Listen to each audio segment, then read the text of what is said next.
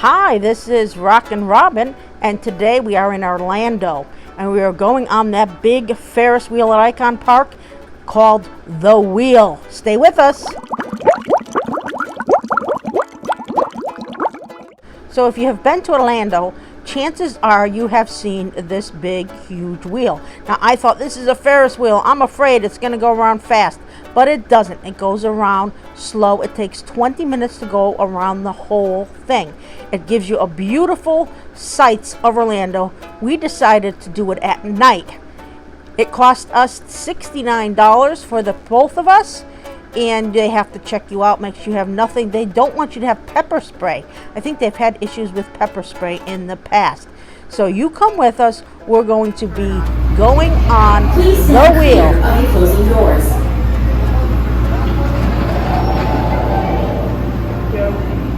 We are in and we are off.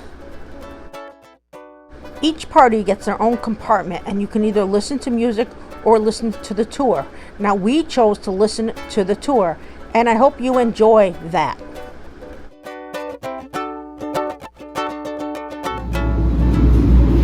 This is the capsule, and the capsule doesn't look like it's completely closed.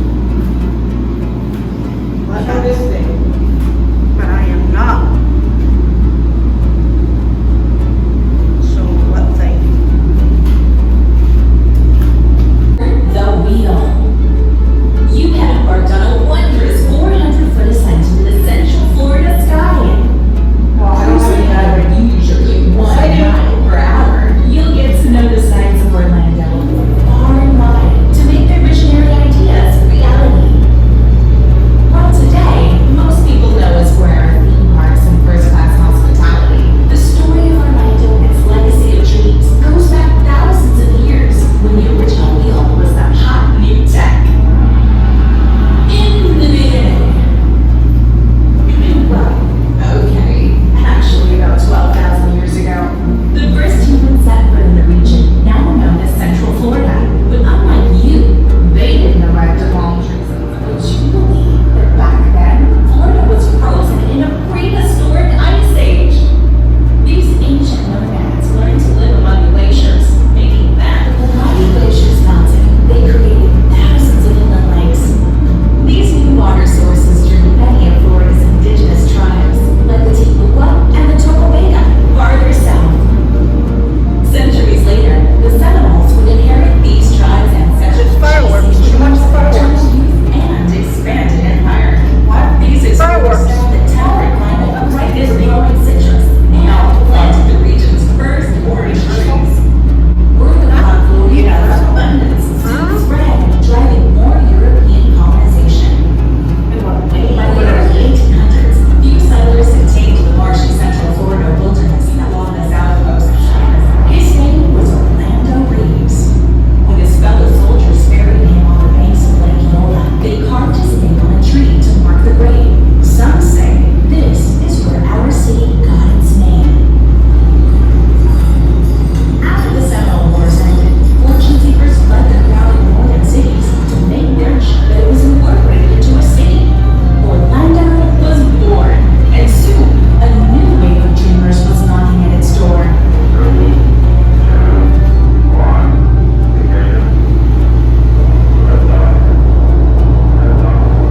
The 20th century ushered in an industrial revolution, opening minds to new spheres of opportunity, including the stratosphere. After World War II, the country's fixation turned to rockets. Starring Martin Marietta, later Lockheed Martin, established a plant here in 1956. This was a prelude to the influx of rocketeers to Central Florida just 2 years later, as part of NASA's Project Mercury, headquartered 50 miles east on Cape Canaveral. As early as the 1880s, Central Florida had a toehold in the tourism industry's town into the role of a global destination, and Orlando never looked back. More lightning than it really is. SeaWorld splashed onto the scene in 1973, bringing the ocean's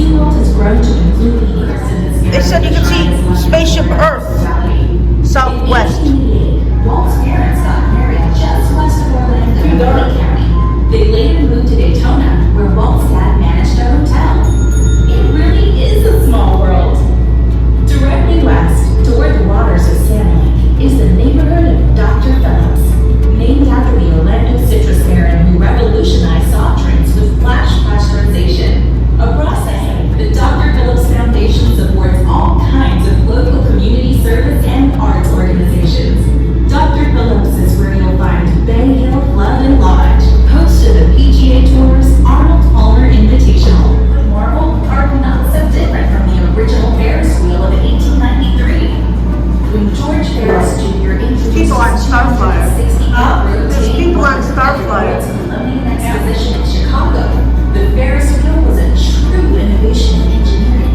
Weighing over 70 tons in solid iron, the spinning behemoth was run on a 1,000 horsepower steam engine and could carry over 2,100 passengers at a time. The cabins were converted railroad cars, each outfitted with Disconnected. Hall of Fame athletes and world leaders. Down the wheel sent ya. And if you're craving more high-altitude thrills, wing a ride out of the wheelhouse over to the 450-foot Orlando Starflyer for a 60-mile-an-hour spin at dizzying heights. Okay, they're a little taller. This is Rockin' Robin. Thank you so much for watching. Please remember to subscribe, give us a thumbs up, and hit the bell. Have a magical day.